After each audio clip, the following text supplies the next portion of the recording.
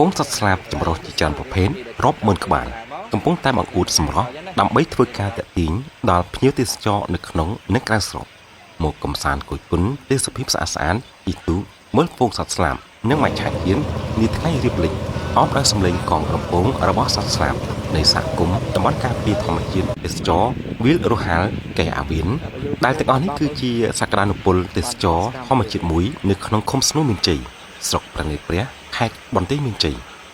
ការធ្វើដំណើរកម្សាន្តគឺបានដោយស្រួលក្នុងការជិះឡានឬក៏ម៉ូតូចូលបាន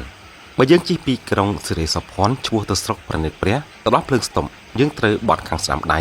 ដោយឆ្ពោះទៅតាមផ្លូវស្រមោចពេលទៅដល់ចំណុចភូមិកសាំងថ្មីនៃឃុំគួយម៉ៃស្រុកមង្គលបុរីចុះព្រំប្រទល់ឆ្លងស្ពានស្រមោចចូលភូមិស្រមោចឃុំប្រណិតព្រះហើយយើងឃើញមានក្រាសាំងមួយមានផ្លូវលំក្រាលថ្មមិចខាងស្ដាំដៃ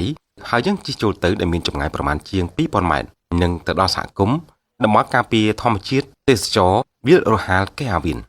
បើយើងចង់ធ្វើដំណើរពីទីរួមស្រុកមង្គលបុរីចាំពីរង្វង់មូលយីជីជ្រុតស្រូវកាត់មុខសាលាស្រុកមង្គលបុរីទៅតាមផ្លូវត្រង់រហូតដល់ព្រំប្រទល់ឆ្លងស្ពានស្រមោចចំណុចក្រាសាំងយើងបត់ខាងឆ្វេងដៃជាមួយគ្នានោះផងដែរលោកខុងប៊ុនដែលជាមេឃុំស្នូលមានជ័យនិងជាប្រធានតំបន់ការពារធម្មជាតិវាលរហាលកែអាវៀនបានប្រាប់អ្នកសារព័ត៌មានឲ្យដឹងថាតំបន់សហគមន៍ការពារធម្មជាតិទេសចរវាលរហាលកែអាវៀនគឺជាកន្លែងអភិរក្សពូជត្រីនិងសម្បូរទៅដោយព្រៃលិចទឹកសម្រាប់ជាជម្រកសត្វស្លាបជាច្រើនប្រភេទមករស់នៅមកទល់ពេលនេះគឺកំណើតសត្វស្លាបកាន់តែច្រើនទាំងរដូវប្រាំងនិងរដូវវស្សា